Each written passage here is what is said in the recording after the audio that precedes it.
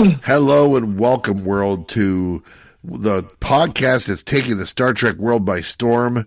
That's right. It's that, a Trek in your pocket, episode number 28 with Butch and Rob, Butch and Rob. That's right. Tonight we're talking about our 28th of the first 50 pocket novels, The Abode of Life by Lee Corey. And with me to talk about it, as always, my co-host, the peristaltic man himself, Lord Rob McCullough. I don't know what that last word you said was, but yeah, good to see you, Butch. It's been a while since we went trekking, and I'm still basking in the afterglow of Star Trek Las Vegas. So, yeah, about time we did one of these. Yes, absolutely. I know the thing about novels is I went to the podcast panel at Star Trek Las Vegas, and John Champion's advice is one of the best ways to do a podcast is make sure you're releasing on a regular schedule. That is hard to do, ladies and gentlemen, when you're doing Star Trek novels. Who knows how long it's going to take you to read a novel, or how life's going to get in the way. So these are a little bit less than a normal time release, but we are releasing episode 28 today. This is out of the first 50, so we're on the backside of the first 50 novels. So much so that just out of an abundance of caution, Rob and I have both started acquiring the second 50, or the 51 to 98, rather. So if someday when we finish these, we'll do the back half as well, the back 9, as it were. But today it's one of the earliest ones. This is number 6 in the pocket novels. Number 1, as you know, is Star Trek: The Motion Picture, and this is number 6. We still haven't done number 3, or I think it's number 2 is what we haven't done. But Lee Corey, this is Lee Corey's only Star Trek novel. Lee Corey, by the way, is a pseudonym for the writer G. Harvey Stein, S-T-I-N-E, 1928 to 1997. So, lost them 29 years ago. That's that. He was 53 when he published this book. He wrote extensively for children, mostly, as it turns out, and was a founding figure of model rocketry, of all things. So had his eyes on space. You ever do model rocketry? There, where it's basically a big cardboard tube with a firework at the end, and it's got a parachute at the top. My dad and I bought one time and went out. It's too windy in Casper for me to do model rocketry, is what I'm saying. It blew like way off course or whatever. We never found it. I'm pretty sure if I did model rocketry, they'd call it arson. So I have not done that. Yeah. That's fair. It was G. Harvey Stein, and he wrote for children. The first thing I thought was R.L. Stein, also spelled S-T-I-N-E, but there is apparently no relation. So it's fine. But this is a one-off Star Trek author, which is pretty uncommon in the early Star Trek novels, if we know. Between the Bantam books and the early pocket novels, it feels like the people who were repeat offenders or repeat... I wish Sandra and Myrna were one-offs, but... Put a bookmark in that. We're going to be seeing them pretty soon. But you know what? I looked at the authors for like 51 to 98, and that's dominated by about 5 or 6 authors who each wrote like 5 or 6 novels in the second half of this. So it's even, I thought there was a lot of repeat authors in the first 50, but there are even more in the second 50, as it turns out. So that makes me worried that they're just pumping them out, and we're going to get talking pyramids and the like. I believe our bigger concern might be that there are some serials, where it's like they don't make sense if they're out of order, kind of a thing. But we'll get there. Yeah. So Lee Corey's book was published in April of 1982. It's 207 pages long, and it is about a mission where the Enterprise is studying gravitational anomalies in the Sagittarius arm of the galaxy. Same old shit as always is what they're saying. We may say that because they're saying this is pretty routine stuff. There's nothing to be excited about. It's kind of relaxing. We've talked about this before, Butch, but that's one of the things we liked about the old show. A couple of them were, one, it's big and vast, and you're not always next to someone who can help you out, or even that you can contact on subspace radio and get some advice. And a lot of times, that you're on the cutting edge, as it were. But also, I like the fact that in the old show, a lot of their missions were boring. The crew's getting restless. Yep. And then something would happen. So, I think I'm, and again, in the original show, it wasn't the end of the galaxy every week. There was stuff like that some weeks, but sometimes you just have a mission, and it's not the whole galactic Sagittarius arm isn't riding on it necessarily, and that's kind of refreshing too. So I kind of like the setup for this one. Yeah, I do too. By the way, put a bookmark in that as well. So, so the idea, it is one of those cases where in this case, they find themselves a long way from nothing. And they get the sense that if they don't figure out their own way out of this, that help's not coming. And how do we know that from the original series? Ask the crew of the USS Valiant, the Horizon, all those ships, the Archon, all those ships that, I disappeared. We had a Federation ship that disappeared 50 years ago, or an Earthship disappeared 100 years ago. So help is not coming. If you're a long ways away, it's going to be a while before help gets there because you're that far out. I mean, it's like, it's like the early explorers out in the ocean. Some of them just disappeared and were never heard from again because something happened and subspace radio didn't exist back in the 1500s. And so there you go. Not unlike tonight's episode of Little House on the Prairie, the old one that Darlene and I were watching, where Pa took Laura hunting and she accidentally shot him. Spoiler. Oh. And they were way up in the mountains. Was it a Dick Cheney situation, shot in the face with buckshot kind of a thing, or what? Shot in the stomach. Ooh. So Pa left the gun loaded, and she knocked it over. Hey, flapjacks are ready, or something like that. And she had to go, because she's like 10. She had to go through these woods that she doesn't know and find Burl Ives, who's blind, and oh wow, it was crazy. So the Enterprise, as it turns out, has even less help at their disposal. Little known fact: the reason she's called Half Pint is because you lost a half pint of blood on that hunting trip. So. I digress. Yeah, so anyway, this is one of those cases, as you said, where the Enterprise is doing something else, and then something happens they weren't expecting. In this case, something goes wrong. One of those gravitational anomalies is a little stronger than they thought, and then the next one is way stronger than they thought, throws them out of the arm.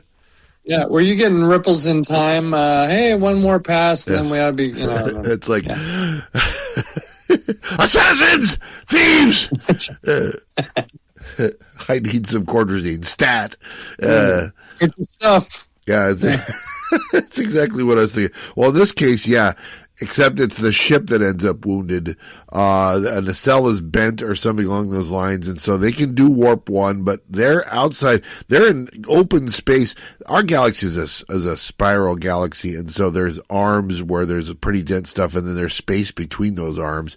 So they find themselves between the Sagittarius arm and the Orion arm of the galaxy, and they're out there, and they find a planet that doesn't really have a reason to be out there. And the planet is inhabited, and it has some of the stuff that they need, but they're going to have to deal with the natives, is what it is, because they got to get the stuff they need to repair the ship, and then they can get home. So that's their problem: is how are we going to deal with the natives to get the stuff we need to repair the ship to get back home?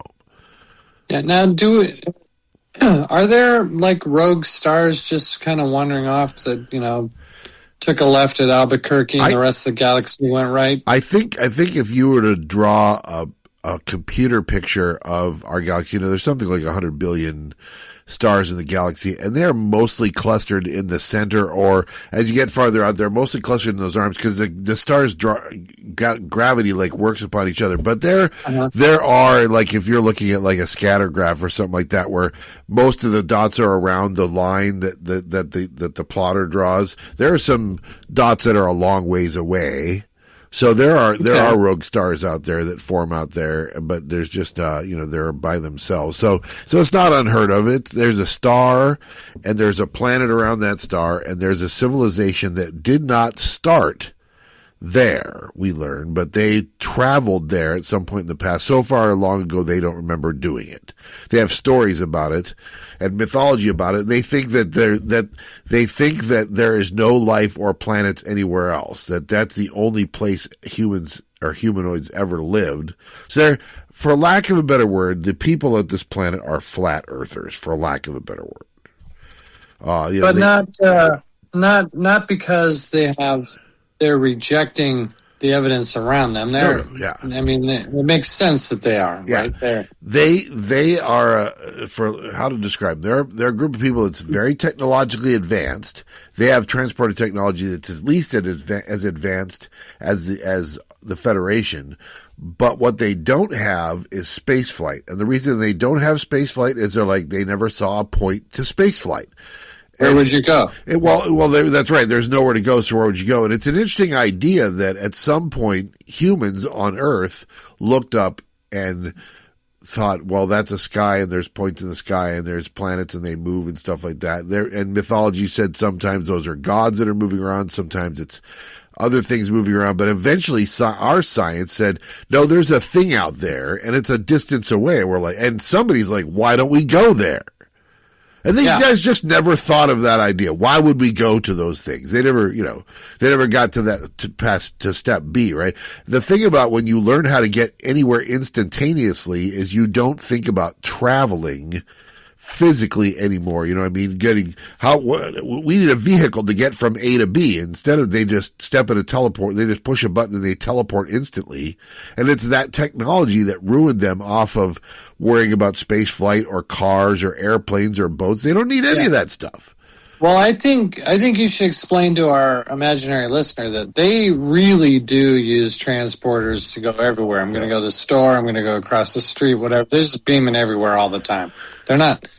Yeah. They're not. I got the impression they're not. There's not even a lot of pedestrian traffic. You beam everywhere. Why would I walk anywhere? Well, it's funny. Because they don't weigh 500 pounds apiece. Because if you go to Star Trek Discovery, which is one of the newer TV series, or Star Trek Starfleet Academy, both those take place in the 32nd century, and Federation technology, a lot of times, if you're in the ship, a lot of times you're not getting on the turbo lift and going to the bridge. You're just taking a transporter to the bridge, right? Right on, because it's like and it kind of makes sense you would do that. You need to be there fast. Turbo lifts are fast, but it's instantaneous as transporters, right? So you can see how even the Federation can someday get there, where they lose. There's such a thing as travel for pleasure, I suppose, right? But we're mostly in the business of traveling for exploration, and the idea that you could just, hey, let's go explore that planet. Why don't we just J.J. Abrams it and transport there? We don't want to go there, obviously, but if there's one thing, listeners, about Butch Robbins, that we're while we appreciate some facets of J.J. Abrams' Star Trek, it's not the travel and it's not the science that we appreciate. So. Yeah. So you're not beaming from Saturn to Earth. Yeah. I'm sorry. So and you're not beaming from the Klingon homeworld to Earth. No, you're not, or vice versa. And you're not getting the Klingon homeworld in a half an hour either. So that being said, so who's the bad guy in this? And the answer is, I don't think there's really a bad guy in this whole story. Everybody at the end kind of kumbayas at the end of this, which is a nice way to end it. Like maybe the gravitational anomaly is the bad guy, maybe. I don't know. Well, they have their own Ambassador Fox-ish person in the, one of the, I don't know, druids or whatever. It's been like a week since I read this. Whatever. The one guy was kind of an asshole. He was kind of who was the doctor in Planet of the Apes? I don't. It was just like, I don't care what you say. This is what I'm believing, and that's it. That's all. Yeah, we should point out that that this is a society that has essentially grown around three groups, right? So you have the guardians are like the political leaders of the group of the society, and then you have the proctors, who are essentially the enforcement arm, the police, the lawgivers, as it were, right? And then you have these people that are kind of a little bit of an offshoot, a breakaway. The people who work with the technology, they're called the technics, and they're the ones who do all of like the science and stuff like that. And they're the ones who are starting to maybe look into the kind of science that would maybe break them out of this kind of circular way of life that they're in, and say, well, maybe, life here, we believe life here began out there. Well, what's out there? Right? I mean, we're told it's nothing, but probably it's something, maybe. And all of a sudden they pop in appears Kirk and McCoy and Scotty and yeoman Janice Rand. And I say Janice Rand because the author, inexplicably, every time he'll say Scotty, McCoy, Kirk, and Janice Rand. Yeah, we get it. You can just say Rand. Why are you saying Janice Rand every time? Well, her little known twin sister Jennifer Rand. There you go. Figured prominently in a comic book somewhat. No, that must be So he must have thought Rand. If he just says Rand, people might not know who he's talking to. They'd think the Rand Corporation or Ayn Rand or something like that. Yeah. So so the four of them beam down and they're like, okay, we need to try and make contact and see if we can tell these people, we need some dilithium crystals. What do you got? How can you help a brother out?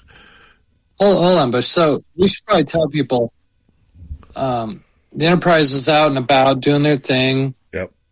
They're exploring this kind of sketchy part of space, unexplored. And Spock's like, I think I can, we're going to have to be careful. There's some potholes in space or whatever it was. Yes. And then, zing, they get flung. So that's how they ended up there. Before that, I believe Kirk says something to the lines of, risk is our business. That next thing you know, oops. Our mission isn't to stay alive. It's to get flung, 100 pages away. Yes. So we have to spend another 100 getting back. No, it's kind of fun. They're on this boring mission, and then they're going to do something a little out of the ordinary, and it couldn't go anywhere. So they had a real bad pothole. The tires flat, the engine's shot.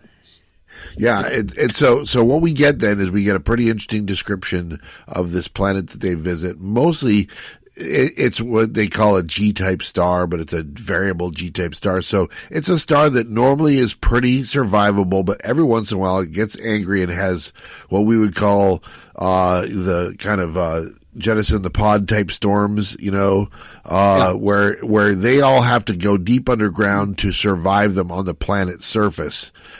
Because it's Berthold rays, and we remember Berthold rays, of course, from this side of paradise, where the spores protected people like Sandoval and stuff from the Berthold rays.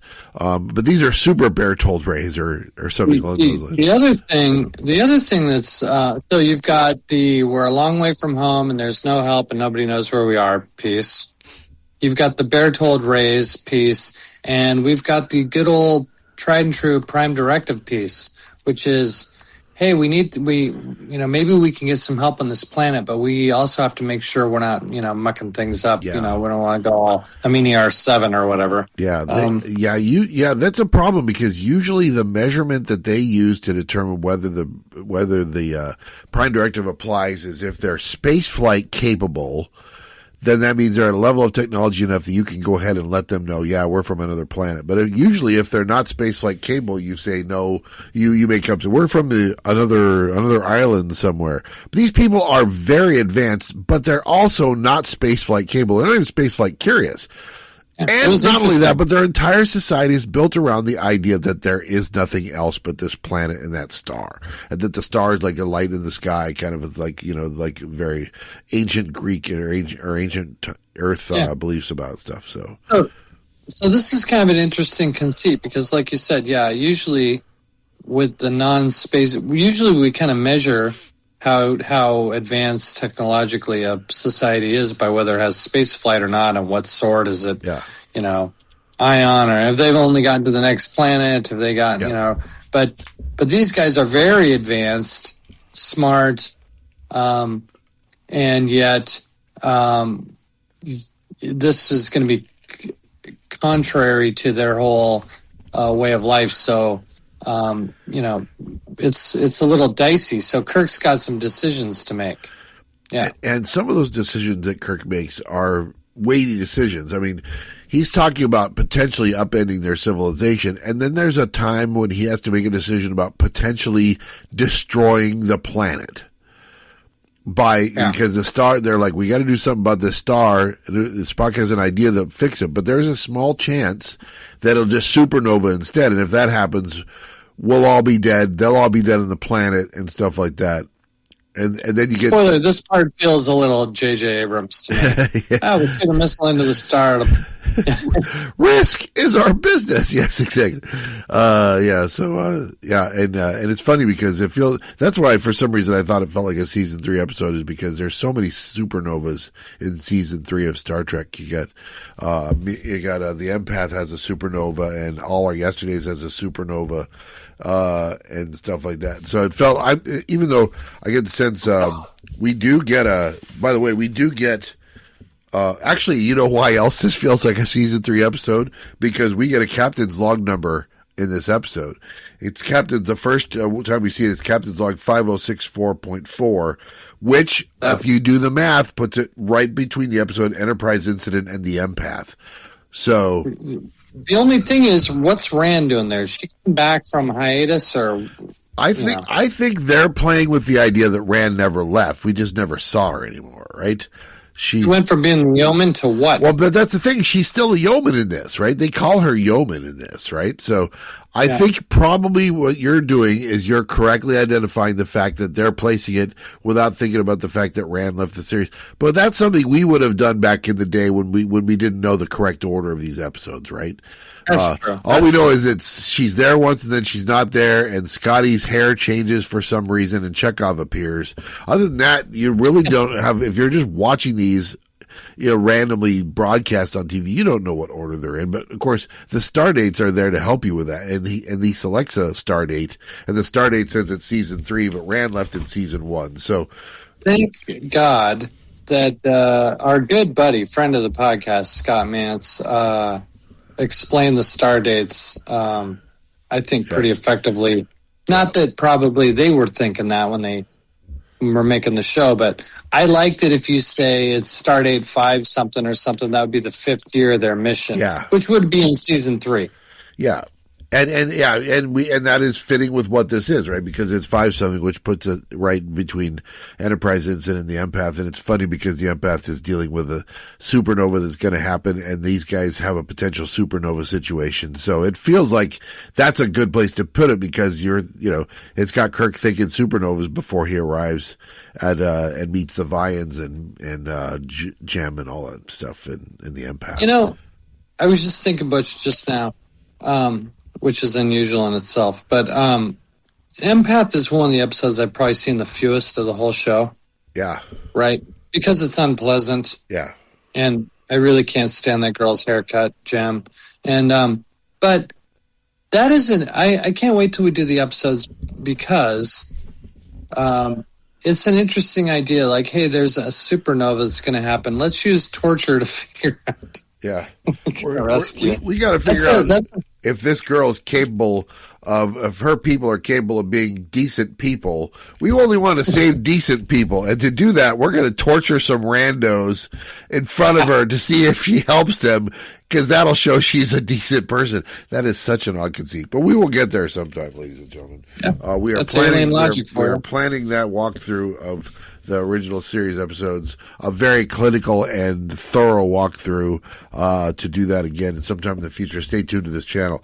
So the idea is then we end up in a situation where we have some interesting things we've never seen before. Scotty gets to work as both a technical expert and he gets to be a little bit of a diplomat.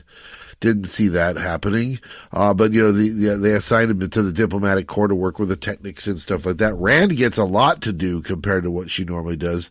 We think Rand is, Captain, look at my legs and stuff like that. But they give her like legit stuff to do. Like, I studied in academy. I know how to do stuff. And they give her stuff to do, and she does it. I think that's great.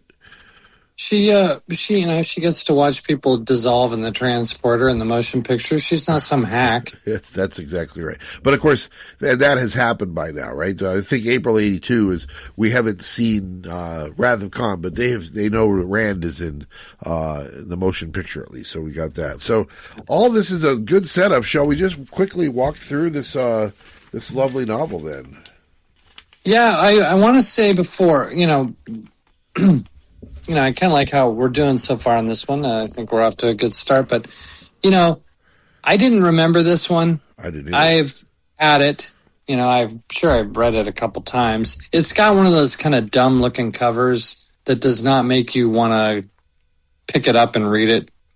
It's like Kirk kneeling and Spock's behind him. Yep, and I don't even know what flying overhead. scene they're depicting from the movie, from the episode, from the story, I should say. But I didn't remember this, and even though we lived and died by these books back in the day, but I'm going to say I was, spoiler, pleasantly surprised by this book, and so when we each read this in the past month, in anticipation of Star Trek Las Vegas. I kind of bookended the conference with this book. I read most of it and then forgot it, and then read it the rest when I got back. But I think even though it's kind of got a modest setup, it's an interesting one, and it was an interesting story. So this is a good little book. So keep listening to the rest of this episode, people. Yeah, it is definitely one that the setup was like, I don't think this is going to be for me. But, we kind of had that with the last book, The Covenant and the Crown, The Covenant of the Crown, right?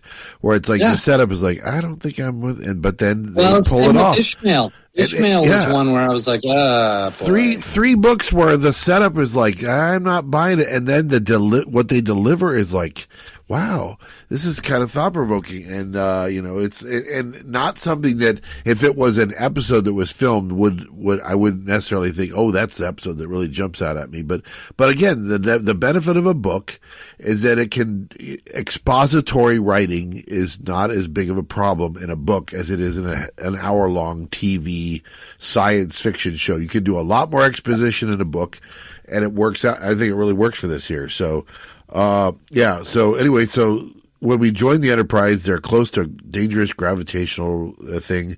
They're on a rough tour at the edge of the Organian treaty zone, of course, so we get that reference, and we also find out that there's recalling data on a scout ship called the Phoenix, which is giving me, Myrna, and Sandra douche chill, as Jay would say. Yeah. And it's also a predictive bookmark in there because. But Butch, this is I do like this because they could have been like, hey, we're out here on the edge of the Organian treaty zone, responding to a distress signal or something. Yeah. It wasn't that. This is part of the boring part of their job. Yep. It's just my job 5 days a week. That's right. Exactly. Yeah. I miss my Earth so much. I miss my wife. It's lonely out in space. Yeah, that's very much it. So, then we get some light ribbon between Spock and McCoy. And we get to check in with Sulu and Uhura. And so, so they're on the bridge. So we're checking in with all our usual characters. That's good. We still haven't seen Chekhov yet, but we will see him eventually. Seen who? Boy, I'm rusty if I haven't doing that. Thank you for the reminder of that. Spock says that a science vessel will be a better thing to handle this than a heavy cruiser. And then, not surprisingly, some gravitation hits the ship.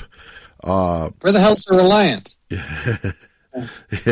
Yeah, that'd be a perfect one, or the Grissom from Star Trek 3, right? Exactly. So, what the hell is that Vulcan ship? Has it been blown up already by the Amoeba? I guess it has by season 3. Intrepid, yes, exactly. So the Intrepid is lost at the end of season 2. You're correct. The timeline is correct. But by the way, I mentioned Star Trek 3. First weekend of September, they're releasing 1, 2, 3, and 4 in theaters. At AMC theaters. I know. I hope I get a day off in there. I'm going to go to whatever it is. Each of them matched up with each of them will be the movie plus a TOS episode to go with it. So that'll be fun. And also, not always a great episode, like the Changelings with the motion picture. Well, that one's the no-brainer, obviously, because it's the same kind of story. But so it'll be fun to see that. And the one I'm going to go see because I've still never seen it in the big screen is Star Trek 3: The Search for Spock. And what are they pairing with that? You put me on the rosé. Yeah, it's a Chianti. It's a fava beans. No, we'll look that up and get back to you at the end of that. So. So Captain's log says that space is long hours and man versus nature is not the same as man versus Klingon. Sometimes it's just a long slog through it. And then it happened is what the word is. Kirk is in his quarters and there's a weird gravitational effect. people injured everywhere. Nothing is working. Spock says it with an extreme gravitational anomaly, or I believe he said, Houston, we have a problem. Hey, Butch, have we ever figured out how McCoy instantly knew that half the crew fainted? Thank you for that, because Chapel fainted, and so you can tell how bad the event is, because if they show the Chapel fall, then you know at least half the crew fainted. Yeah. So there's that. Thank you for that. That's from also the immunity syndrome. So thanks for pointing that out. Yes. So Uhura, he gets the bridge, and Uhura and Chekhov and Sulu and Rand are all on the bridge. There's damage to warp drive, so they're limited at most to warp 2, and they've been thrown across space to somewhere where they haven't figured that out yet, into the void between the Orion arm and the Sagittarius arm. Far enough that probably warp 2 isn't going to get you back. Yeah, because it ends up that they're actually living back at warp 1, repairing and stuff like that. And then Uhura detects something in the distance with her sensors that looks like thousands of transporters operating simultaneously.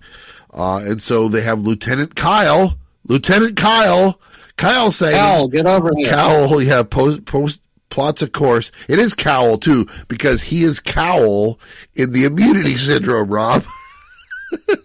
So I'm starting to think this person may have actually done their research on the dating thing, because we keep referencing the immunity syndrome, and that would be just like 4 episodes before this. Yeah, and our good pal, who we spoke with for a good 10 minutes, Scott Mance, does not like that episode, but you're wrong. You're wrong, Scott. That's a good episode. Yeah. And of course, everybody has an opinion. Everybody's opinion counts and stuff like that. I think the immunity syndrome is a personal favorite of ours, but because we're the definitive people on our podcast, we simply declare it one of the greats, and that's fine. So they're going to head to whatever the source of all these transporters are, and the signal leads them to a planet which is around what they classify as a rogue star. Ironically, they're still in Federation space because nobody else has claimed this space. The Federation it's like, I claim this planet in the name of Mars. It's Federation space, but the people living in that space have never heard of the Federation. We just decided, that's probably good. A good analogy to that, probably, Rob, is the fact that when James Monroe is president in 1820, 1825, he declares manifest destiny. It says, "See this continent? We're taking this. It's our destiny to take this continent. We don't know what's out there yet. We have some idea about what's in this corner, but there's a bunch of it. We have it's a big empty." And that's kind of the Federation. It says, "See this big empty? We're claiming this for the United Federation." Kind of personifest destiny. Is that what you're saying? Personifest destiny. That's exactly right. So they find out that the planet is Class M, habitable, but the star is a G3. It's like Earth, but it's on a regular variable. Like I said earlier, significant storms can result from it, which means that at some point, it's possible that the star could get really nasty and they might have to warp out of there. Of course, they're having trouble with that. Now, Butch, don't the bear? I'm trying to remember from the Paradise Syndrome. Don't bear-told rays kill all animal life? They do. It just takes a while. You have a while to. You can handle them for a while, but eventually, extended exposure will kill all animal life. That's right. Well, so presumably the animals haven't figured out they need to go underground whenever this is going to happen. Like, spoiler, the people do.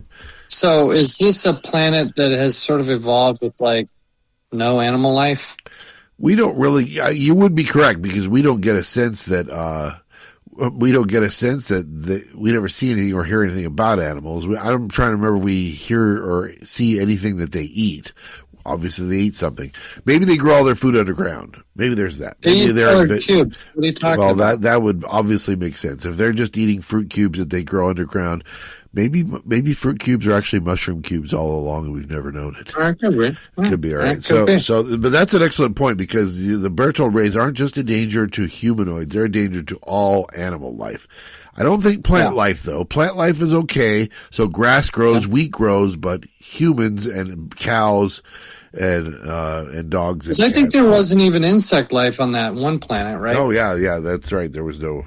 It kills all biological animals. I wonder how the plant life go. I mean, they must have some sort of hardier version of bees that. Yeah. Or it gets by without bees, like you said. They find a way without bees. It's like, life finds a way. There you go. Someone would say. So they conclude that they're looking and they're scanning, and they're like, all this transport, and they like realize they're looking at the planet. There's no road system, there's no canals, anything, but there's tons of transporter, and they quickly kind of theorize maybe these people have such transporter technology, they just transport everything everywhere, and they don't actually walk anywhere. Yeah, there's so much transporter use that they have a hard time beaming down. There's so much transporter traffic. Yep. They have to depend on Mr. Cowell to beam them down, because Scotty can't do it, because Scotty's going down the planet. Gotta find a Yep. millisecond that's not being used up by somebody, I guess. I don't know.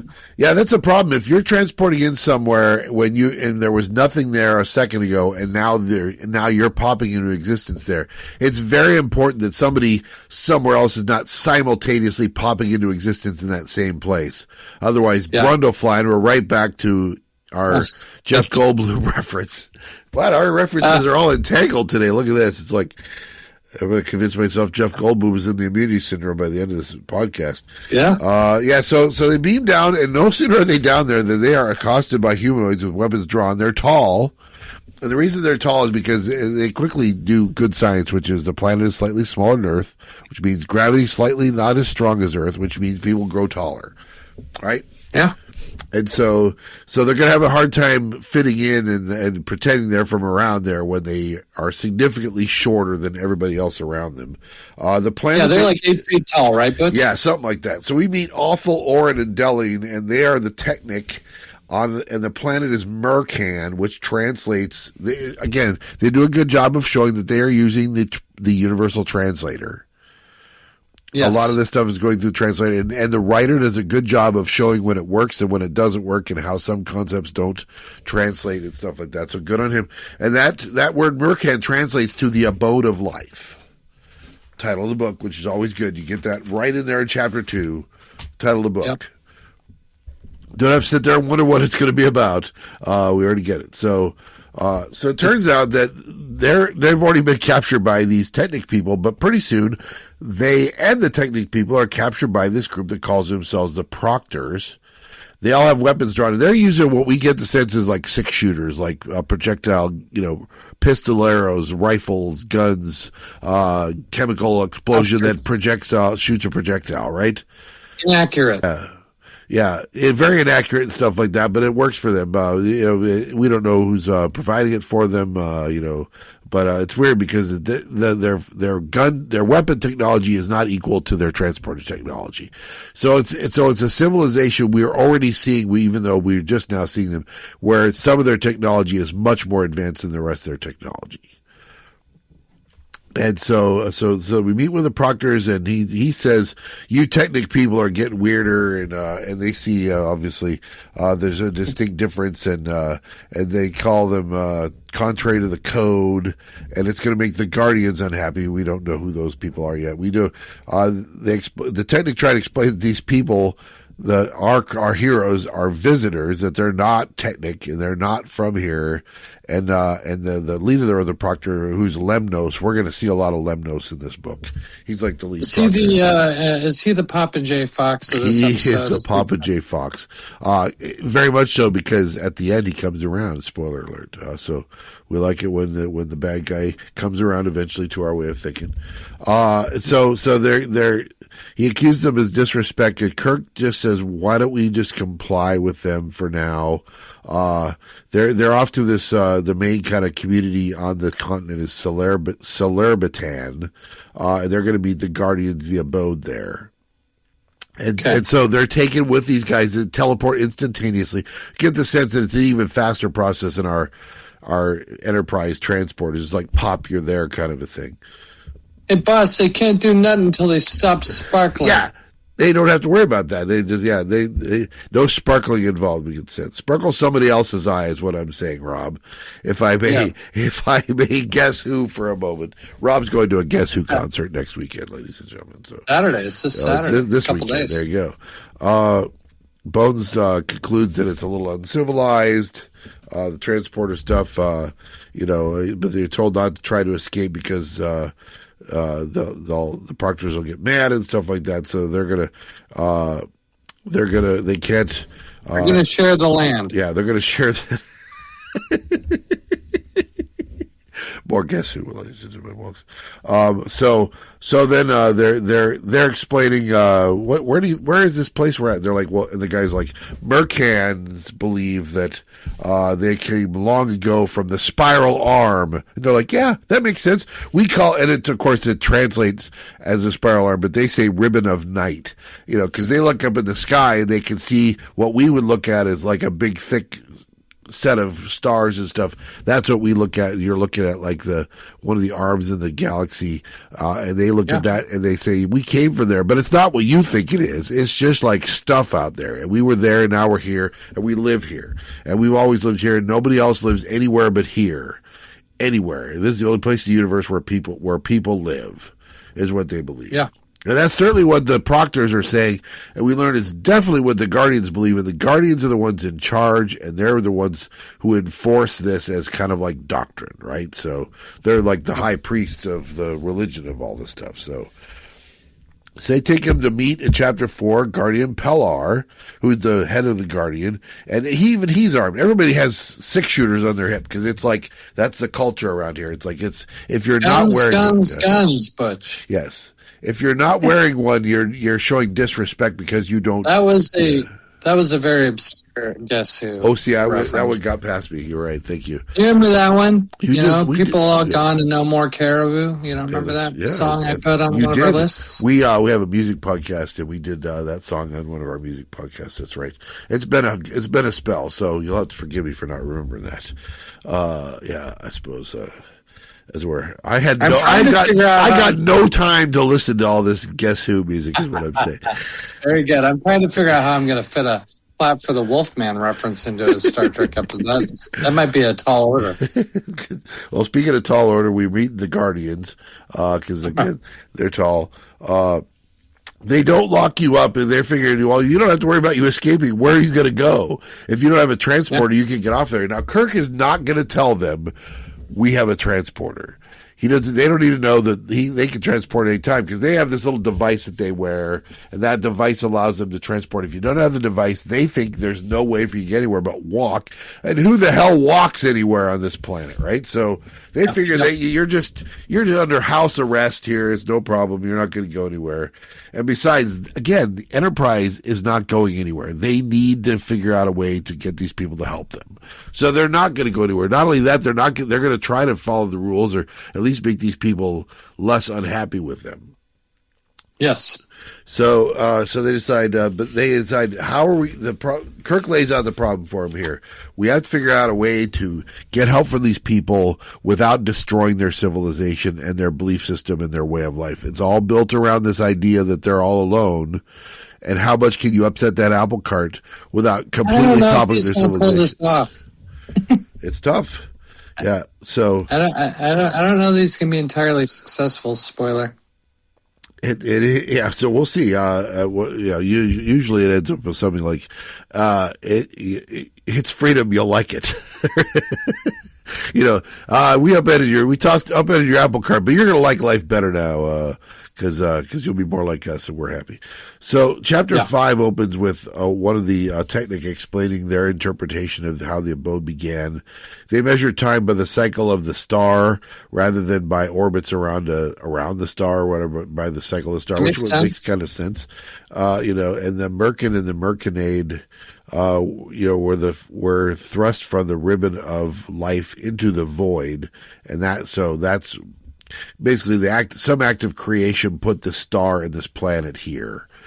and they don't need to know why or how, but that's where it is. And so that's how things do it. And they say your conditions get bad. We periodically have to go deep underground in these, what they call keeps, the radiation that they don't really understand, but they know that it happens. And so when that happens, the planet itself kind of undergoes hibernation. So maybe that's it. They say when these things are happening, maybe the animals have their way of going underground as well and hibernating, kind of like how a bear finds a cave and goes underground, right? So, right, gosh, yeah. Because you're right, you're bringing up a question that they just do not address, right? We know that these people are eating something, but we don't know what it is. The guy's like, look, man, I shoot rockets up into the sky. That's my job. So I'm not covering every possible scientific thing when I write my book. That's exactly right. And so Rand is the one who points out, obviously they're not, their lineal way of technological advance is not the same way Earth did it. There's no magic formula to you have to do it in the same order we did or whatever. It's an interesting idea. I do like this idea that the author has of this kind of different way of looking at the universe, because you're in this wildly different position than basically any planet in the Federation would be.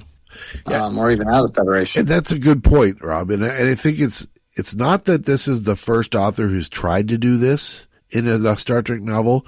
I just think that some of the others who've tried to describe how a belief system of another planet, I don't think they're as successful as Lee Corey is. He's successfully getting the point across about how this difference is and why this difference is putting them in the position that they're in, right? So I'm buying it. Yeah, I'm on board. Yep. So the techniques explain that the guardians of the proctors control the access to the keeps, which is how they control social order. If you get sideways with them, next time the star gets unruly, they just don't let you in, and then when they come back out, you're not there anymore to be a problem. So if you get kicked out of civilization, it means you get kicked out of the keeps, and the next time there's Berthold rays, they're going to chew you up. Are you seeing Hall & Oates, or is it Guess Who? I can't remember. So watch out, boy, they'll chew you up. Yeah, it's. I'm fully in Guess Who mode now that you brought up that concert. So Mercanian Mormon. All right, so they conclude that it looks like we stepped in the middle of a delicate social triangle. Put a bookmark in triangle, by the way. Oh, I just got a douche chill of my own. That's right. So, Chapter 6, Spock says that the gravitational anomaly sent Mercanade into the void also. That's how the planet got out there in the void, is that same gravitational anomaly at some point in the past shot the star way out there and the planet as well, right? Okay. So he comes up with an explanation. I try to come up with an explanation that we know that they're out there, but Spock explains how and why it's out there. Atta baby. And the Abodians' food is incompatible with the party's intestinal flora, so which is fairly common. So you're gonna eat their food, but it's gonna be rough on you because that's a fun thing. We always just assume the Tranya is gonna be we're gonna relish the Tranya as much as Balok, but we don't know that it's gonna work with our intestinal fauna, do we? No. Yeah. That's it. That was fun. I noted that too, and I as someone who can't even handle food on my own planet, I appreciated that. Yeah. So we even get some more details about how differently they do science. Like we measure force mass and distance, our force mass and time, and they measure force mass and distance because time doesn't really matter because of how they're based on their transporters and stuff like that. But they conclude that the transporters that these people have are what they call neglected technology, which is a lot of the Mercanids don't know how it works, why it works, and probably clearly were never involved in the invention of it, right? It's so old. Yeah. And we've seen that a lot in Star Trek where people are using technology they don't understand or know where it came from. They at some point they start to stagnate in this one area. Yeah. So that's why they built everything around these transporters and stuff like that. And so how are they going to accept it if they're told the truth about their origins and about the origins of life and about the existence of vast amounts of life almost everywhere else in the galaxy. What's it going to do to their civilization? Clearly what it's going to be is that they explain that the technics kind of have explored this stuff, and that's why they're outcasts, is because, if they even start considering the idea, they're shunned by the rest of the society as it is, And they're like, look, we're going to have to fit in, so everybody's got to get a gun. And it turns out the guns are free. You can have a gun if you want one. McCoy doesn't want one. He says, I'm a healer, not a killer, which I think is a fun take on the I'm a doctor, not a, And then does somebody, did they actually write this? Or I wrote this down in quotes and underlined it, which usually means a direct quote. When in Rome, shoot Roman candles. Did the author write those words? I think so. That sounds familiar. That's an odd thing to write, but there you go. And then they're looking at this, and Scotty's like, either Sulu or I can make a better firearm than this. I mean, he's clearly not impressed. Which may be an indicator that these people have this legacy technology, but they don't really understand technology because the stuff they're actually making is so far below what the technology of the transporters and stuff that they use. It's because they're only the technics are really advanced enough to understand anything else. So that's so we're still learning more stuff about that, I guess, and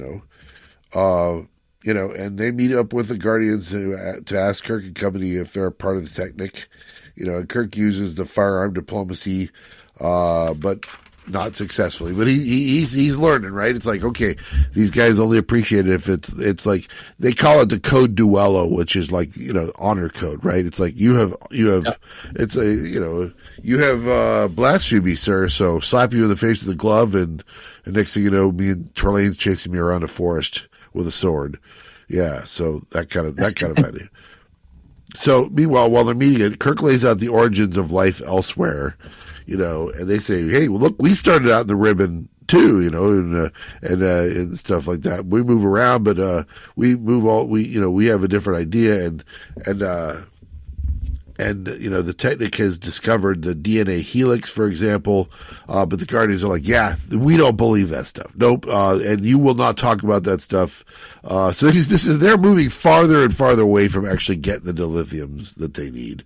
Right. I think Kirk is starting to realize it's a technic they need the help from, but the problem is the technic don't have the power to give them the stuff that they need. They might be able to help them with it, but the only people who believe them are the ones that don't have the ability to give them what they need, and they're going to have to figure out a way to bring everybody together.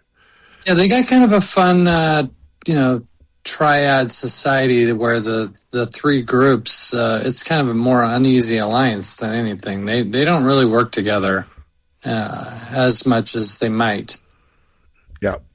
Yeah, exactly. So all of this is setting up so that, look, this might be a while before we can get all this settled. And to that end, boop, boop. Oh, is that the communicator? Hey, it's Spock. Spock's like, hey, by the way, the star, you remember that star? Yeah, it's about to go nuclear on us. So, enough so that it might exhaust our dilithium reserves and we might never get back out of orbit.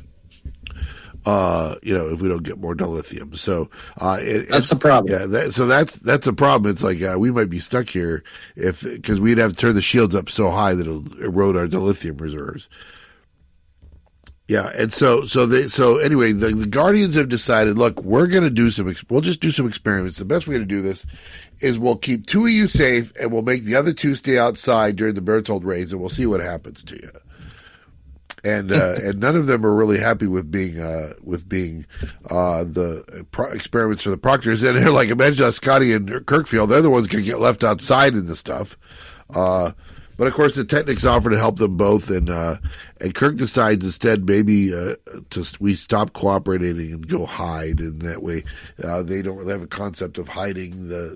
None of this civilization does it. So, and then the star starts its cycle, and pretty soon Kirk is like, yeah, that's Berthold rays, and I wrote down Omicron Ceti. That's the planet where this side of paradise takes place. Yeah. And Spock has this plan to diffuse the output and fix the star, and it's going to involve two torpedoes, one in each pole of the star. But there's a small chance of a supernova if they do it. This feels like every recent sci-fi movie in the last 20 years. Yeah, exactly. And sometimes it goes well, and sometimes it doesn't. I will say this: it's giving us a countdown. You know, Star Trek's famous for its countdowns. We're going to have a countdown that we're either still alive or not alive at the end of the countdown, and we won't know until the end of the countdown. Well, you know what I liked about this book? One of the things, Butch, is it does feel like an episode, right? Because they briefly considered, like, you know, if we're not able to, you know, when they first arrive at, you know, this planet Mercan, Kirk's like, you know, we either got to figure this out or we're going to maybe have to learn to live out the rest of our lives on this planet. Yeah. You know, whatever. And that's kind of fun. That feels like an episode, right? Because they're gonna spoiler resolve it in pretty short order and get back home to continue the mission. But it's not looking like that. You know, at the start, and there's so many obstacles, political, you know, belief system wise, damaged warp engine, Berthold rays, you know, all this stuff. The author's thrown a lot at us, but I think he did a pretty good job of having it all be relevant and fit together in a believable way. So I was pretty impressed because this guy it was kind of like a Star Trek Greatest Hits story a little bit. He's plucking something from this episode, plucking something from that, but he meshed it together pretty well. Yeah, and you're right. And the other thing that happens when you're throwing a lot of stuff up, you have a lot of balls in the air, is a lot of times you, the reader, might go, yeah, I don't want any of this stuff. Get back to the other stuff. You know what I mean? Yeah. I don't want B plot. I want A plot. And he does a good job of keeping you interested in all of the general balls he has up in the air, and that's a good thing. Yeah. So at this point, you know, the Technic is kind of like, yeah, we've heard the story and we don't really grasp it, but we are aware that it could be possible. And then Kirk's like, wait, look right up there. And he talks to one of the Technic guys, Orion. He says, right there, you can see that light going through the sky. That's our ship. And the guy's gobsmacked. It's like, holy crap. It's like it's like the guy who has this idea that maybe there might be some truth to this. And all of a sudden he's faced with proof that his eyes can see, and he's kind of overwhelmed as well. They describe it, but they don't have a lot to think about it. So, and it's easy to see in the sky because they don't have a lot of other crap in the sky. There's not stars up in the sky. There's not satellites. I don't believe. No, they don't. Yeah, they don't have any rocketry, so they have no satellites in the sky. That's exactly right. We don't hear anything about moons or anything like that. It's just a star. Yeah, and so it's pretty amazing. And then at some point, I'm sure you get to it, but doesn't Sulu kind of like light up the ionosphere or something? Yeah, with the phasers. Yes, you know, that's cool shit. Yeah, So then all of a sudden the next day, it's a blast furnace. It's starting to get really hot, and that's just the heat, let alone the Berthold rays, haven't really started kicking in. But the transporters are a no-go for the ship, and next thing you know, there are people beaming in, transporting in there, and they're like, is it the Guardians? Is it who is it? But it turns out it's a Technic there to rescue them. Cavalry coming over the hill. And their leader is Thalin, who's they call a Technic peer.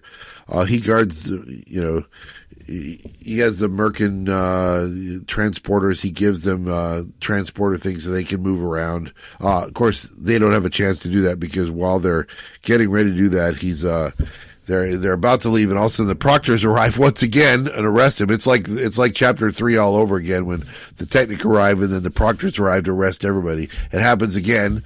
It's like the Proctors are following the transporter signals, and so as soon as they go there, So they get a little bit of a shootout. And of course, the thing about it is about old timey guns and phasers on stun is that the phasers win. So they phase some of the bad guys enough, and next thing you know, they beam the whole bunch of them up to the Enterprise, including some of the Lemnos, who's that lead Proctor. He's up at the Enterprise too, and at first he's doubting Thomas up there. Yeah. But they're gonna have to prove this to him and stuff like that. And meanwhile, they need some help right away. And so Scotty and some of the Technic go and they're working on engines to try and survive this onslaught that the star is throwing at the ship while it's throwing it at the planet as well. So at least they're not in danger anymore. They're all up on the ship now. Yeah, but and this part felt a little. This part felt a little next generation-y, right? I'm kind of picturing the where they're looking out the window. Everybody's blown away by seeing their planet. Yeah. Did that feel a little next gen to you? Yeah. A little bit. And they often played with the idea of they're doing something. There's something happening that they're examining and stuff like that. They're showing the people who live on a planet what their planet looks like from above the planet and stuff like that. What their star looks like. But the problem is the star flare is worse than expected, and now the odds that Spock was quoting about survivability are significantly worse. They can put some of the crew and guests below decks for extra protection, but if they stay there for a long time, they're in danger on the ship, shields or no shields, dilithium or no dilithium. And Kirk is, so Spock lays out the odds, and it's a 1.53 chance to fix the star, or else it'll supernova. So basically there's a 1 in 5 chance that the star will supernova, and the 4 in 5 chance that it'll work. And he asks Spock for his recommendation. Spock's like, I am not going to make I've told you the odds. I do not feel confident making a recommendation based on those odds. And Kirk does his, risk is our business thing and says, we're going to do this. Well, it does feel like the kind of thing that could result in a write-up if you miscalculate. Yeah, the problem is nobody's going to be there to do it, because if the star does supernova, it's going to take the ship and the planet with it, as supernovas are wont to do. So this is kind of ballsy by Kirk to do this, because he's like, yeah, I know we have this prime directive and we're all prepared to die for, rather than violate it. But also, I don't want my ship to get, stranded or whatever. So I'm going to risk the whole planet. Yeah, and who he doesn't tell before he does it? He makes a decision, tells Spock to do it, and then he's like, okay, so Spock just launched some torpedoes, and I should probably tell you what those torpedoes are. And so he explains it to the Technic guys, Thalon and Othel, and they're kind of pissed. It's like, so wait a minute, so you're saying that what you just did, there's a chance that it'll destroy us all? And you didn't even ask us about it? He's like, well, it's like, there's not really anything you can do about it. And it's like, so then we get I think the weakest part of the science is right here, because they launch it, and Kirk's like, we'll know in a couple minutes, right? And so there's no reason to even tell the crew about this, because if it doesn't work, we'll be dead in 2 minutes. I was like, it'll take longer than that, right? I mean, it's like, right now, Rob, we're on Earth right now, right? And if the sun were to just explode right now, we wouldn't know for 9 minutes. 9 minutes, at least minimum 9 minutes, right? The light wouldn't reach us until 9 minutes, right? I always wondered if gravitational effects happen faster than that. I don't know, but I'm left to assume. No, I wouldn't think so. Isn't light the fastest thing in the universe? But the thing is, if gravitation can bend space-time, then it can shorten the distance the light has to travel. That's the thing I don't understand. But ladies and gentlemen, I did not take physics. I took physics my first year of college, and we did not do astrophysics and high gravitation lensing. So I'm speaking out of the backside of my ass. So please do not listen to anything I'm saying as anything but speculation of a sci-fi fan. So the important thing is that they'll know it's Chekhov is like, I'm not really certain I want a front row seat to a possible supernova, but you're going to get one. So Spock says the odds are in their favor, and so now we have to wait. And so the author didn't really play this for suspense very much. No, it's kind of over before it happens. Yeah, it's like, this is really risky. Spock, what do you think? Oh, it's fine. We would have already known by now. Like, oh, okay. Well, I guess I'll not worry about it. There's definitely not a he's dead already situation. It's like, we've been alive for a while. We just didn't know it. Where was sweating Sulu, with the countdown? That's exactly what, in case anyone's curious, we have 30 seconds left. Yeah. None of that stuff. And so, Kirk apologized for not taking Spock's gravitation seriously. I knew he would. Yeah. Right? Isn't that the one where there's just a random line in there? Yep. Yeah, I knew he would. By the way, you were right, Spock. Spock's like, as usual, I know, yeah. Stop competing with me, Decker. Yeah, so sorry, except Spock. So then it's funny because Spock surmises that Kirk may need to take the role of a benevolent dictator, and he's like MacArthur, maybe, kind of a thing. It's like, just tell them, just lay down the law. I mean, we have the power to do this, right? We can just make them do what we need them to do. You might have to do that. Kirk's like, no, we're going to find another way. We're going to try it the right way, or the Federation way first. Yeah, that doesn't feel very Prime Directive, the benevolent dictator thing. Yeah. And meanwhile, McCoy has done some research, and he realizes that the Merkins are actually closer in terms of DNA to Vulcans than they are to humans. So he decides to use Spock, McCoy, and Scotty for negotiations, and he'll be kind of like the lead over the top of all of them. Let me ask you this, Butch, because I thought that was an interesting idea, but it doesn't really have anything to do with anything. No, other than the idea that their thought patterns and stuff like that. The thing is they don't, only the Technic express a curiosity like humans have, and they don't really express it the same way. And we often think of Vulcans as the technologically superior ones, but it's humans that have the curiosity. You didn't ever watch, I don't think you've ever watched much of Enterprise, but in Enterprise we learn that the Vulcans don't believe in time travel. And because they have no evidence, no reason to believe in it, right? And it takes some people who question the laws of physics as they know them. The Vulcans are confident in their understanding of things until they're proven at some point by situations where time travel occurs. They're like, yeah, maybe we have to rethink our time travel doesn't exist thing. And so it's from that, and we're a long ways when this novel comes out. We're a long ways from Enterprise. We're 20 years away from that show, right? 2002, 2000. But that for me felt honest right there, because it's like the Vulcans kind of like think they're advanced enough to think they understand the world, and nobody can tell them otherwise, right? Yeah. But I always had the impression that Vulcans were curious people. Yes, that's just they can't really make those leaps of intuition or go too far outside the box. Think of it like Kirk in the motion picture, where he says, "What V'ger needs are our ability to leap beyond logic." And stuff like that. So maybe that's kind of the prototype of where we're going here. But wherever it is, it doesn't matter, because we are about to adjourn in chapter 12 to the briefing room. We love us some briefing room. We do. They've set up for in there. We're going to talk to for the Technic and Thalen, Dellen, Othel, and Orion. I have had trouble keeping track of who's who. I'm in the Technic, but it's fine. And they're on the Enterprisers, which is the keep in the sky, and they're trying to explain to them kind of how all this stuff is going to work, and they're explaining, look, there's these three groups, we have to figure out a way to bring them together, and then they're like, look, you guys have all this power, we didn't expect you to meet with us as equals, we thought you were just going to lay down the law and take what you want from us. And they're like, well, that's not how we do it. So they went over the Technic pretty quickly, right? They don't have the kind of dogma to pretend. And so the next up is they meet with the Proctors, Lemnos, and is kind of overcome briefly when he sees out the window the site of their planet. So much so overcome that Spock is like, hey, I think maybe that's the reason they said they're like Vulcans. A quick mind meld might help, Spock says.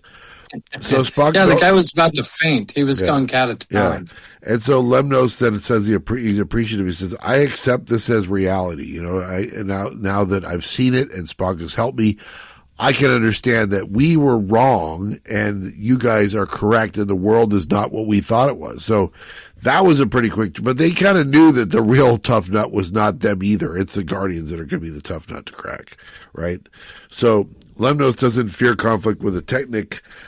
Kirk is warning you guys, if you guys do go to war's going to be bad. They haven't had wars on their planet. They all just get along. Everybody follows the social order. It's like, if you upend the social order, it can be bad. People could die. You guys have all these guns. You have the code duello, but nobody ever really have widespread shooting out. So there's real danger here. Yeah.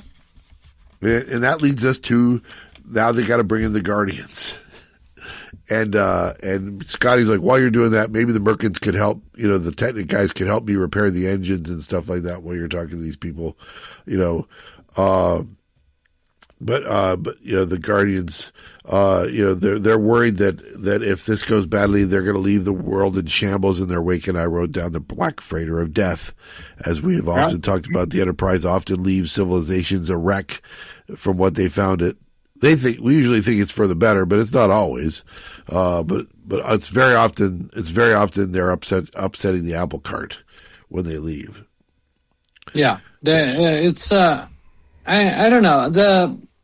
They kind of the author kind of throws out there, oh, there's a bunch of shitty dilithium crystals on this planet too. We can use in a pinch. Yep.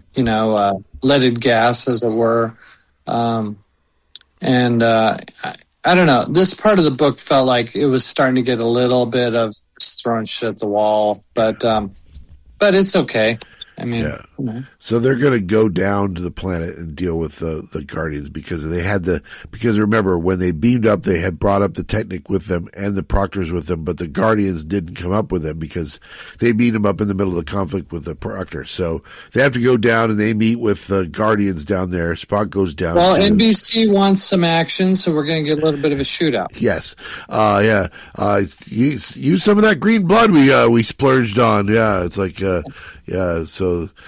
so we're going to get some green blood in here. That's fun. And so they go down there. They're going to try to explain why they've changed the star. So your star is not going to be ornery anymore. There's not going to be any more ordeals anymore. You don't ever have to go to the keeps anymore. And that's a problem because the Guardians have used that to control the population for as long as we can think. So basically, we took your control away from you is what they're saying. So immediately the Guardian leader's like, seize them! He's like, we're going to kill you. But the crew stuns all their bad guys first. There's a show of force that convinces them to stand down. And they tell 4 of them to come up to the Enterprise with them, where they're back in the briefing room, and McCoy is explaining the blood chemistry differences. They don't buy it. They're like, you guys are just, the Technic somehow built you. We don't know how, but you're obviously just some defective little fake Technic people, creation automatons or whatever. And so they decide they have the Enterprise. That's when the Enterprise puts on that display in orbit, that Chekhov uses to kind of convince them. And he's like, look, we're not using this as a show of force. Conquest is not part of our code. But then, the leader Palar talks to Lemnos on the comm, and Lemnos confirms it's all true, and that they're willing to talk about Plan B and stuff like that. And then all this, again, leads to a shootout. Shots are fired and Spock is hit in the hand, and I wrote parentheses, stab. Spock takes a beating is what that is. So that's good. Spock it's not the first time Spock has been shot. He got shot in the back in a private little war, as we know. So now he's got a hand injury, but he's going to power through the hand injury. He kind of went a little bit Spider from Goodfellas. The bones are all shattered, right? Yeah. So poor Spock. Yeah. The Guardian's starting to beam back. We'll just beam back down to the planet. And Kirk's like, I don't think you know how far you are away. I wouldn't risk it. You could end up beaming yourself into space, which, by the way, they don't believe in. You hear this, JJ? We're talking to you, JJ Abrams. Yes. So at some point they're like, when they're faced with the reality of space, Palar convinces the others, look, there's no denying the stuff we're seeing in front of us. We have to be open to the fact that the reality we see, we have to acknowledge the reality. And so based on all this and based on the fact that you've been treating us this way like equals, we would like to know more about your Federation of Planets. That is landed it right there. It's like that's your Zephram Cochrane reaching out and shaking hands with a Vulcan right there, kind of a thing moment to this book. I wish it would have been more, I said dig.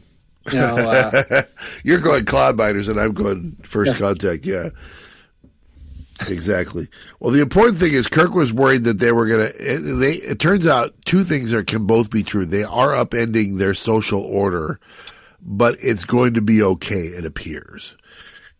right? So they're going to spend some time teaching them about administration and stuff like that, and they're quick. And then chapter 15, the last chapter, 10 short days later, they've had some success. They think they've got the civilization on Mercan off to the right start of reforming their society. Plus, they've repaired the ship. And they won't know for sure if it works until they start it, but then they also aren't going to know if Mercan works until it goes on for a while. Yeah, the crew spends a lot of time in this book going, these guys would make great Federation members. I don't know why they're so hung up on that. They're really in the middle of nowhere. And yet they're still within Federation boundaries, and so there you go. They're within Federation boundaries, and they're like, this will be a layover for, in no time, so we should probably go ahead and establish relation. I wonder how long.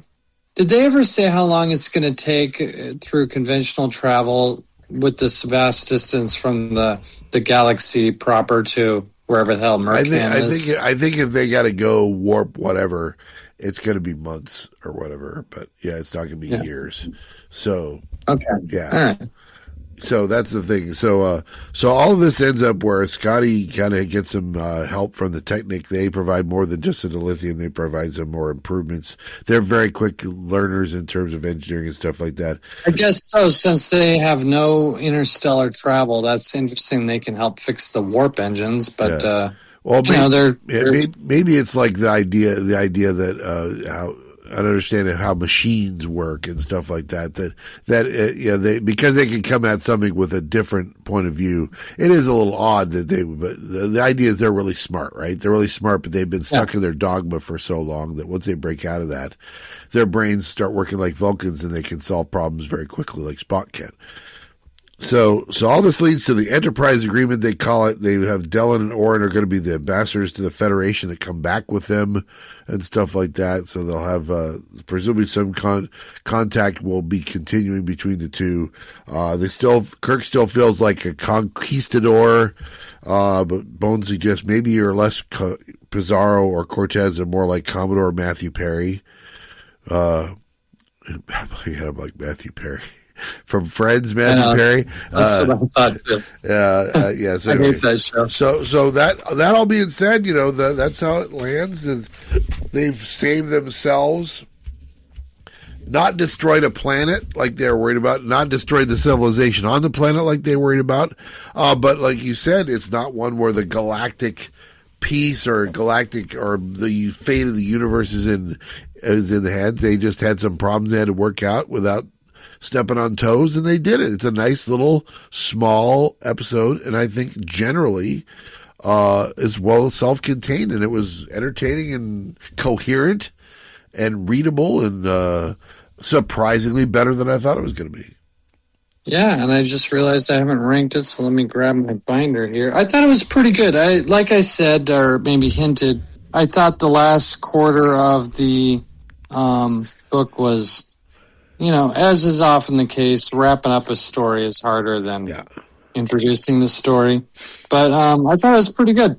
Yeah, for me, I thought so. And I should warn you, we have been doing our rankings, and I, for a while, have had the three novelizations of the motion picture The Wrath of Khan and Search for Spock higher than they are. I have bumped them down a ways. I'm kind of using it as the buffer between my top tier of the novels and the rest of the novels. Because I don't think it's fair to compare Wrath of Khan, the novel, to the other novels because, it's based on a movie that's like one of the best stories of all time. And you can't just give the novelist credit for the story, so I'm kind of using that. I've decided to use that as the buffer. Those three novels are all together and as the buffer. And I also change order. So now I have Wrath of Khan, then Motion Picture, then The Search for Spock at 13, 14, and 15 out of 28. And this right in the middle. This novel comes in at number 10, so it is in the top half of the novels for me. I think I have it at number 10, which is my list goes. It's right above 12 is Time for Yesterday. That's Spock's kid. 11 is Deep Domain. That's the ocean planet one. Then I have Abode of Life at 10. And then I go Memory Prime at 9, Crisis on Centaurus at 8, And once you get to Crisis on Centaurus, I think they're all really, really good. I think this is good. Yeah. And the Inic Epidemic at 7, the Pandora Principle at 6, Ishmael at 5, and then I have the 4 Romulan novels, Killing Time, 4, Rub of the Romulans, 3, Romulan Way at 2, and My Enemy, My Ally at number 1. That's my rankings right now. I think I'm going to put this one. Was the 3 Minute Universe the one with the Inside Out people and? It's the one where the superheated stuff is from another universe is breaking through and burning up stars and stuff like that. Well, weren't there aliens that were just disgusting looking? Yeah, I think there were that as well. Yes. Okay. I think I'm going to put this ahead of that, which I had at 10. But I kind of like Covenant of the Crown a little more. Let's see, Mind Shadow. I'm trying to remember what happens in Mind Shadow. Spock falls and has brain damage in Mind Shadow. I think it's probably better than that. So, let's see. 1, 2, 3, 4, 5, 6, 7.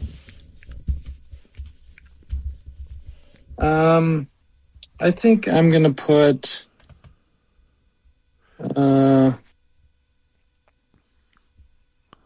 I think I'm going to put this at 10. There you go. Well, we both have it at 10 then. That's so I have it just ahead of the 3 Minute Universe. And it looks like I have Covenant of the... No, let's see. Star Trek The Motion Picture right above it. There you go. At 9. And then Covenant of the Crown, Crisis on Centaurus. So I like this. I didn't skip all the ones that, there's a lot that you just rattled off that that I have still ahead of it. But I thought it was a fun little story in the same vein as Covenant of the Crown, which I liked slightly more. I like some of that stuff in Covenant of the Crown when they're, tromping through the woods. Yes, exactly. Well, this is normally the part of our podcast then where we pick up our dice and we roll our next episode. But of course, in the run up to Star Trek Las Vegas, we had to pick up some other books in case we finished Abode of Life and had time to read in Vegas. We had to pick our next novel. So we've actually rolled our next 2 novels. So we know what's next. And you know what's next, don't you? What we rolled Triangle is number 9, Triangle, Sandra Barshek and Myrna Culbreath. And it's Go ahead. If there's anything I've learned in this exercise of trekking, treks in my pocket, it's that, the Bantam journey through Bantam, whatever the hell we called that. I've had it with Myrna and Sandra, so I'm dreading Triangle. Well, because I can't handle these two. The good news is that this is their last novel. We have not. It is actually the last one we're going to cover, but it's actually also the last Star Trek novel they wrote. They wrote the 2 Phoenix novels. We already did. Which one was the Prometheus design? Was them too, and this one is another one where the fate of the galaxy is hanging on the edge, of course, and it all depends on Spock and Kirk getting working their problems out. I don't even want to go to Arizona anymore because of Sandra and me. I've had it with, cradling each other and barely alive and the, strongest bond in the universe. If it helps, they both get a girl in this one. And the problem is it's the same girl. And so we don't have to worry about the usual problems, but it is going to be a lot of inner monologues and a lot of calling on their inner strength and once again making Spock way overpowered and all that stuff. So if I remember from Prometheus design, which was way better than the Phoenix novels. Clearly the best of the 3 of the novels that we've done by them, yes. But wasn't that the one where the aliens are, on the one hand, comparing Kirk and Spock to, like, a kitten's afterbirth, I believe, is what they...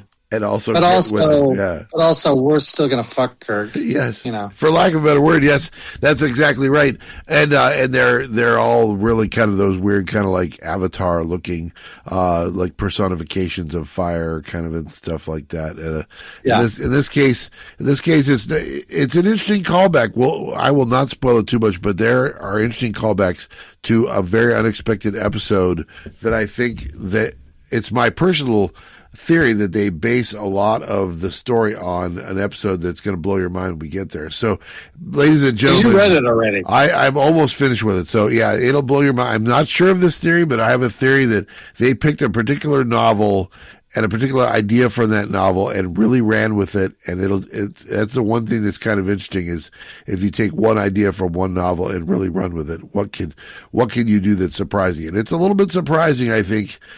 So join us next time, ladies and gentlemen. We pick up novel 29 on our list, Triangle, and from the pocketbook series here on Is That a Trek in Your Pocket?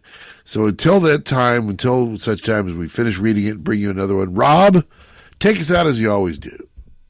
Well, as I always say, live long and podcast.